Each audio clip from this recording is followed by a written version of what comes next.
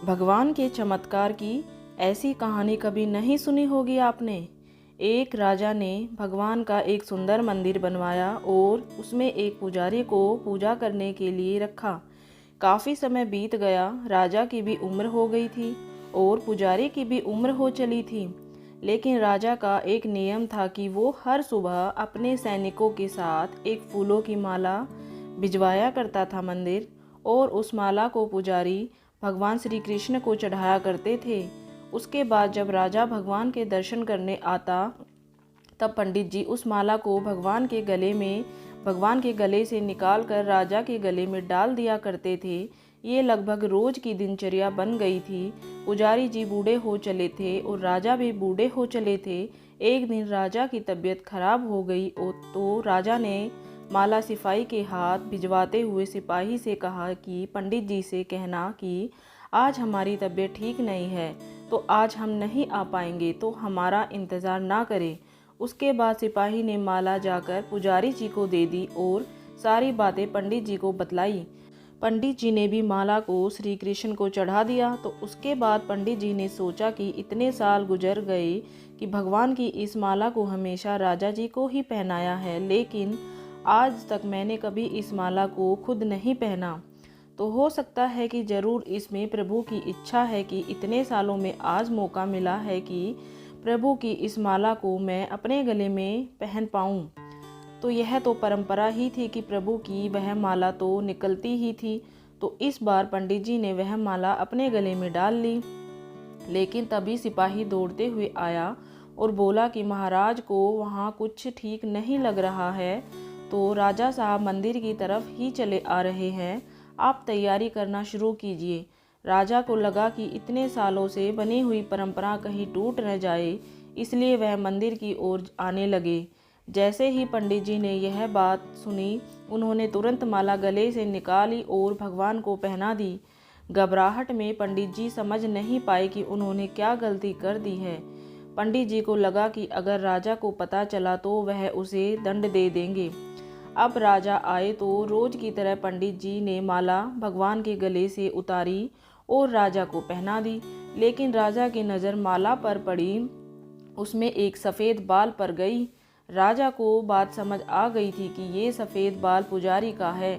राजा ने पुजारी से पूछा कि क्या इस माला को आपने पहना था?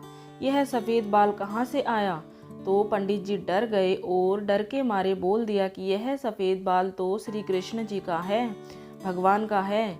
राजा को गुस्सा आ गया कि एक तो पंडित छल कर रहे हैं और ऊपर से झूठ बोल रहे हैं। राजा ने थोड़ा गुस्से में आकर पूछा कि कृष्ण जी के कब से सफ़ेद बाल हो गए? ठीक है, कोई नहीं, मैं कल श्रृंगार के समय आऊँगा, तब देखूँगा कि श्री कृष्ण के बाल सफ़ेद है या नहीं।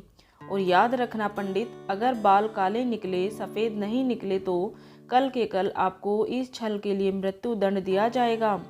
और राजा गुस्से में तमतमाते हुए वहाँ से चला गया। और इधर पंडित जी को अपनी मृत्यु नज़र आने लगी थी।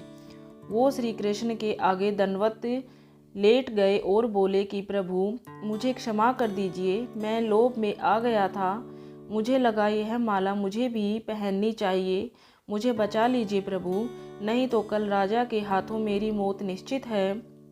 पंडित पूरी रात भगवान से विनती करते रहे, रोते रहे, प्रार्थना करते रहे कि प्रभु मुझे बचा लीजिए।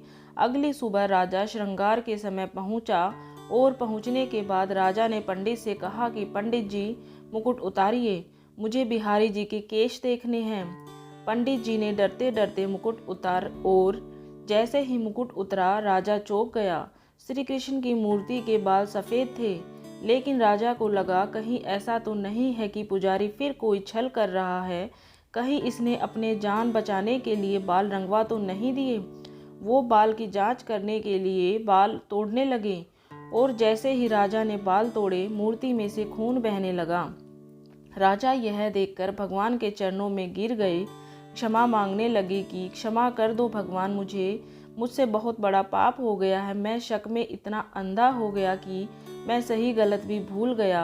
तभी मूर्ति में से आवाज़ आई कि राजा, तुमने मुझे सिर्फ मूर्ति माना, इसलिए मैं आज से तुम्हारे लिए सिर्फ मूर्ति हूँ। लेकिन इस पुजारी ने मुझ में साक्षात भगवान देखा, इसलिए उसकी जान बचाने के लिए मुझे अपने बालों को सफ़ेद करना पड़ा, खून की धारा बहानी पड़ी ताकि तुम्हें समझा पाऊँ। और उसके बाद राजा को अपनी गलती पर पछतावा हुआ, लेकिन अब कुछ नहीं हो सकता था। इसलिए तो कहते हैं कि अगर मानो तो पत्थर में भी भगवान है, नहीं तो साक्षात आपके सामने भगवान आ जाए तब भी आप उनसे उनकी सत्यता ही मांगेंगे। अगर आप सच में भगवान को देखना चाहते हैं तो आपके सिर्फ भाव होने चाहिए। ऊपर वाले पर बिना किसी शर्त के विश्वास रखो और अपने कर्म को निरंतर करते रहो। ऊपर वाला आपको उसका फल अवश्य देगा। तो दोस्तों, आपको ये कहानी कैसी लगी कमेंट में बताएं। और अगर आपने अभी तक चैनल को सब्सक्राइब नहीं किया है तो ऐसी ही मज़ेदार कहानियाँ सुनने के लिए जल्दी से चैनल को सब्सक्राइब कर लीजिए। वीडियो देखने के लिए धन्यवाद।